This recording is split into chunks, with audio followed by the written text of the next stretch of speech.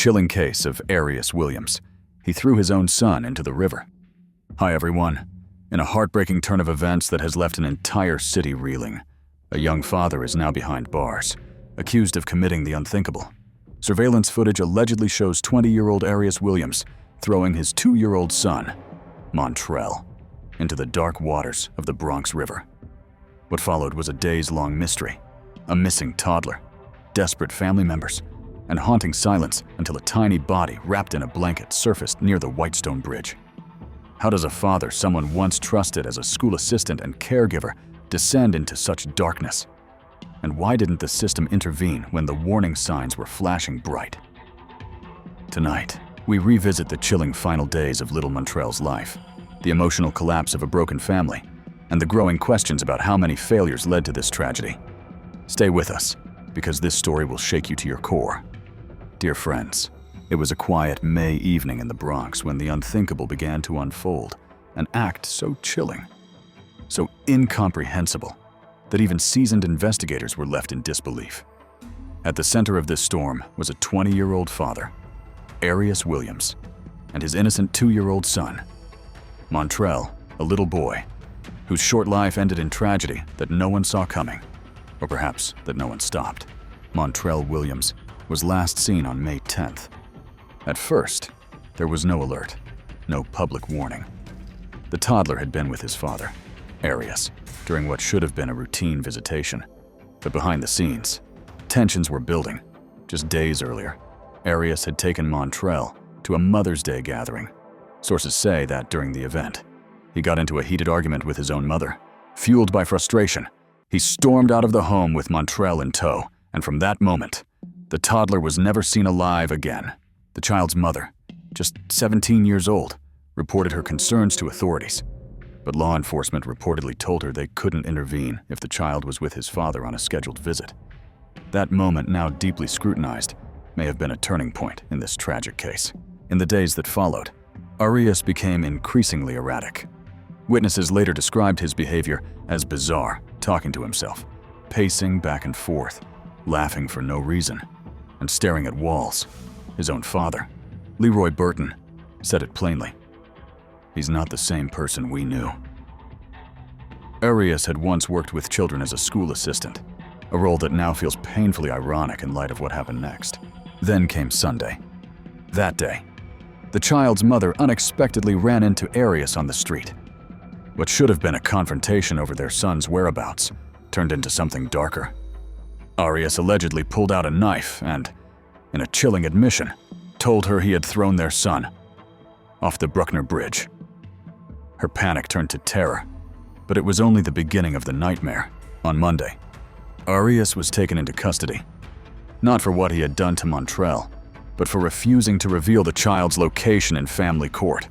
Police booked him on custodial interference. But behind closed doors, the questions were mounting. Where was Montrell? Investigators began combing through surveillance footage from the night of May 10th. What they found was devastating. According to law enforcement sources, the footage appeared to show Arius holding Montrell in his arms near the Bronx River. Then, in one horrific motion, he allegedly lifted the boy into the air and threw him into the water. At that moment, the mystery ended, and the heartbreak began. For nearly 2 weeks, the river held its secrets. Family and friends prayed for a miracle. But on Wednesday afternoon, the current gave up its grip. Near Ferry Point Park in Queens, just off the Whitestone Bridge, a child's lifeless body washed ashore, wrapped in a blanket, wearing a diaper, and with a single sock still clinging to one tiny foot. The body bore the haunting image of innocence lost. Though the remains were badly decomposed, investigators believed it was Montrell. An autopsy is pending for official confirmation. The moment was as crushing as it was surreal. A grandfather waiting outside the Bronx courthouse, Leroy Burton, summed up the heartbreak best. I lost my child, and we lost him, too, he said, referring to both Arius and Montrell. 2 lives ended that day, one by choice, the other by senseless harm.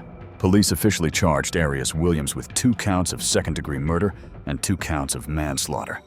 It's a case that now raises troubling questions not just about Arius's mental health and personal struggles, but about the system that failed to protect a defenseless toddler.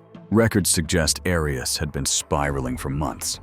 His family noted signs of mental instability, yet there was no clear intervention. In 2023, he was reportedly involved in a domestic incident with Montrell's mother, an event that ended his job working with children. Despite this, he still had shared custody of his son. Could this tragedy have been prevented? The NYPD's Internal Affairs Bureau is now reviewing the case, looking closely at whether proper procedures were followed when Montrell was reported missing. Critics are already pointing to potential failures, warning signs that were ignored, opportunities missed. The child's mother, still a teenager herself, had tried to get help, but her concerns weren't acted on with the urgency they required. Meanwhile, Arius sat silently in custody, refusing to cooperate. He wouldn't say where his son was, wouldn't explain why he had done what he did. He simply shut down. And so, it was the Bronx River that told the truth. This case has ignited a firestorm of emotion. For many, it's a story of grief compounded by frustration, a painful reminder of how gaps in mental health support, family law enforcement, and child protection can combine with devastating results. For others, it's a plea for reform, better tracking of domestic incidents, faster responses to custody disputes, and above all, treating every warning as potentially life-threatening. It's also a reminder of how fragile young lives are in the hands of adults still struggling to manage their own. The community has begun holding vigils for Montrell's small gatherings. Candles, photos, and messages scrawled on cardboard signs. Fly high, little angel. Neighbors who never knew the boy now mourn him like family. And everywhere, people are asking, how could this have happened? Montrell's short life is over, but the questions won't go away. Was Arius truly beyond help, or was he crying out for it? In his erratic behavior, crying out long before it was too late. Did the system dismiss the urgency of a teenage mother's fears because of her age? Did authorities underestimate the emotional collapse of a young father caught in the middle of family tension and untreated mental illness? There are no easy answers, only pain and silence, but there must be lessons. Montrell's memory demands it. And so, dear viewers, we are left with the echoes of a tragedy that never should have happened. Little Montrell Williams was just 2 years old, a child with a future full of laughter, dreams, and love. But instead, his story ends in a river, wrapped in a blanket, carried away by currents that couldn't hide the truth forever. Behind this heartbreak lies a tangled web of overlooked warnings, mental health struggles, and a justice system that moved too slowly.